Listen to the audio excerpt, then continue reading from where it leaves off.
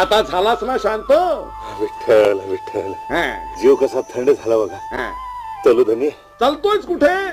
लाकडे फोडायला घे. जी धनी. हं, हं.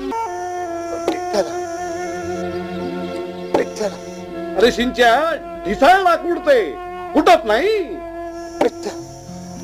काय करू धनी, हं, सकाळ धरणं कामात आहे. गावातलं हागणदारी सकट रस्त झाडलं, हं. पाटलाच्या मळ्यात नांगरणी केली. हो, आता दुपार उलटली तरी पोटात अन्नाचा कण बी नाही. त्याला मी काय करू? स्वतःच्या पोटासाठीच करतोयस ना, कुणावर उपकार तर करत नाहीस. धनी, मी काय म्हणतो, अहो गावात एक म्हस मरून पडल्या, हं. तिला वाढायची आहे. ती ओढून मग लाकड फोडतो की. आधी लाकडे फोड,